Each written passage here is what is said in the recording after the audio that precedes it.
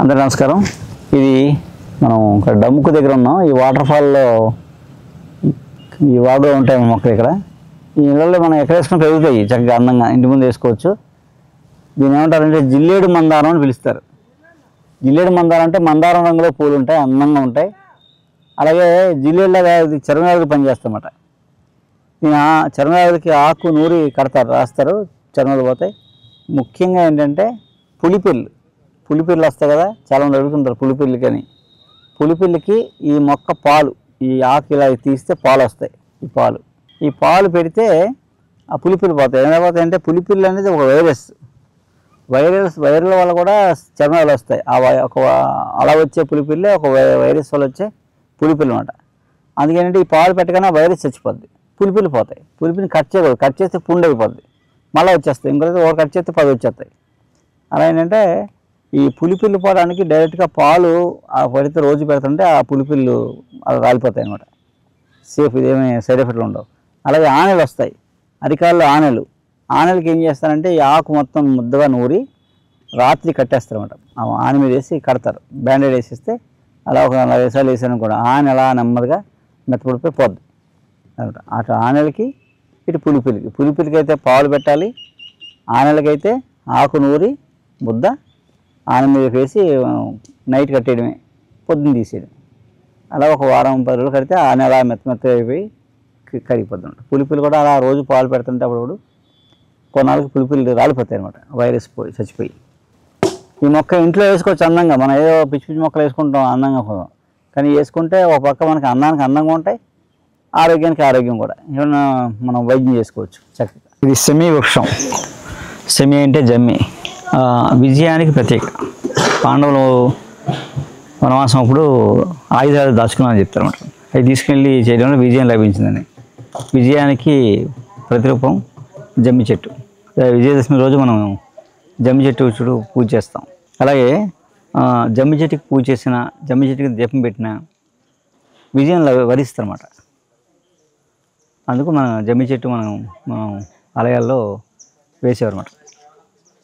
అలాగే ఔషధపరంగా కూడా చాలా ఉపయోగాలు ఉన్నాయి జమ్మి చెట్టుకి. అంటే శని దోషాలు పోతాయి.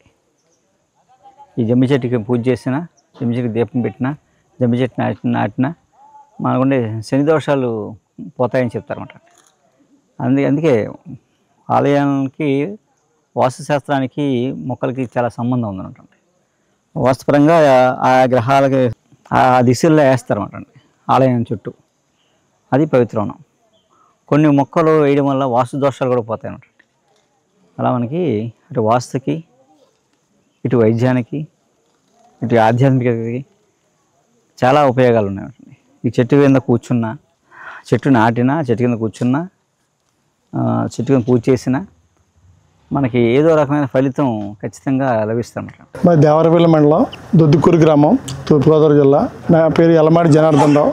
నేను చాలా అనారోగ్యంగా కిడ్నీ సమస్య గురించి చాలా బాధపడ్డాను నేను. అలాగే యూట్యూబ్ దగ్గర 2 నెలల నుంచి చూస్తుండేవాడిని. ఇంగ్లీష్ మందులు చాలా హాస్పిటల్ చుట్టూ తిరిగాను. చాలా హాస్పిటల్ చెప్పిన డాక్టర్ గారు అందరూ కూడా నీకు కిడ్నీ ఇన్ఫెక్షన్ వచ్చింది, నువ్వు ఎన్వి కానీ ఏమి కూరలు కానీ తింటాకి వెళ్ళలేదు, అన్నీ మజ్జిగతోనే పాలతోనే తినాలి, ఒక 10-15 రోజుల్లో మీరు మా దగ్గరికి వస్తే డయాలసిస్కి అరేంజ్ చేస్తాం అని చెప్పినారు మాకు. సరే, నేను యూట్యూబ్ చూసి రాజమండ్రి నుంచి డైరెక్ట్గా ఇక్కడ క్యాంప్ ఉంది కనుపూర్లో, రవివారం గారి దగ్గర వచ్చాను. నేను రాగానే నేను క్రియేట్ని చూపించాను ఆయనకి. 0.11కి వెళ్ళిపోయింది నాకు క్రియేట్ను.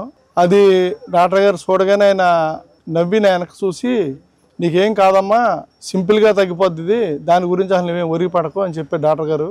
ఆయన కిడ్నీ గురించి నువ్వు మర్చిపోవమ్మని చెప్పాడు. చెప్తుంటేనే నాకు మెడిసిన్ ఇచ్చారు నెలకి. ఆ నెలకి ఇవ్వగానే నాకు నెల వాడిన తర్వాత మళ్ళీ నెలకు వచ్చాను ఇక్కడ. నేను క్రియేటిన్ బాగా తగ్గింది నాకు.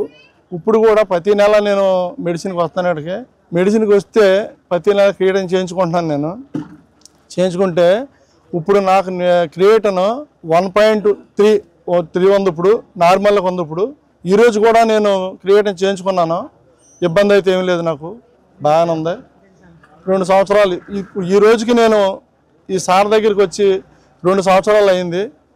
అయితే ఇబ్బంది అయితే ఏమీ లేదు. మనము ఇంగ్లీష్ మెడిసిన్ వాడితే ఎంత ఇబ్బంది అయితే ఉంటుందో ఇక్కడంతా చాలా సుఖభరంగా ఉంది మనకి. ముందు ఏంటంటే మనం రాజమండ్రి వెళ్తుంటూనే, రాజమండ్రి అయినా హైదరాబాద్ అయినా ఎక్కడికి వెళ్ళినా సరే వాళ్ళు వెళ్తుంటూనే మనకి ఓన్లీ టెస్టులకు అయిపోతే మనం పట్టుకెళ్ళిన డబ్బులు. ఇక్కడ మనకి డబ్బులు ఎలాగున్నా డాక్టర్ గారు మనకి ఇక్కడ పొద్దుటే రాగానే, మార్నింగ్ రాగానే ఇక్కడ టిఫిన్ అరేంజ్ కానీ, మన మధ్యాహ్నం భోజనం కానీ, సాయంకాలం భోజనం కానీ, వచ్చిన పేషెంట్లకు అందరికి పడక కానీ చాలా సౌకర్యంగా చూస్తున్నారు ఇక్కడ. ఈ ఆయుర్వేద ఇప్పుడు ఎవరైనా సరే మనం ఆయుర్వేద మెడిసిన్కి ఎలిజిబుల్గా ఉంటేనే మన ఆరోగ్యాలు ముందుకెళ్తాయి. గత 50 సంవత్సరాల నుంచి మన పూర్వీకులు ఎలాగైతే భోజనం చేస్తున్నారో అదే భోజనం డాక్టర్ గారు చెప్తున్నారు. అదే మీకు ఇంగ్లీష్ మెడిసిన్కి వెళ్తే ఏమంటారంటే, మీరు పొద్దున్నే 2 ఇడ్లీ తినండి, మధ్యాహ్నం కొంచెం తినండి, సాయంకాలం పూర్తిగా భోజనం మానండి, మీరు ఓన్లీ చపాతీలు పులకాలు తినండి అని చెప్తారు వాళ్ళు. ఇక్కడ మా రఘువరం గారు అయితే మీరు 30 సంవత్సరాల కిందట మన పెద్దలు ఎలాగైతే తినేవారో అదే విధముగా అందరూ అదే భోజనం చేయమంటారు. డాక్టర్ గారు ఏం చెప్తారంటే, నాకు చెప్పింది దాన్ని ఫస్ట్ని 9 గంటలకు మీరు భోజనం చేయండి, సాయంకాలం మధ్యాహ్నం టిఫిన్ చేయండి, సాయంకాలం మీ ఇష్టం ఏదైనా తినండి, ఇబ్బంది ఏమీ లేదు అని చెప్పారు. అదే విధంగా నేను మెయింటైన్ చేశాను. నాకు ఆరోగ్యం అయితే చాలా బాగుంది ఇప్పుడు. ఇలాగే నేను కూడా చాలామందికి కిడ్నీతో బాధపడి అందరికీ కూడా డయాలసిస్కి వెళ్ళిన వాళ్ళు కూడా డాక్టర్ గారి దగ్గరికి వచ్చారు. చాలామంది కూడా డయాలసిస్కి వెళ్ళకుండా చాలామంది బాగున్నారు. ఇక్కడ రోజుకి 700 మందికి, మన ఇంట్లో 10 మంది చుట్టాలు వస్తేనే మనం భోజనం పెట్టలేం. 700 మందికి టిఫిన్ కానీ, టీ కానీ, మధ్యాహ్నం భోజనం కానీ డాక్టర్ గారు అరేంజ్ చేస్తున్నారంటే ఆయన ఒక దేవుడితో సమానం ఇక్కడ.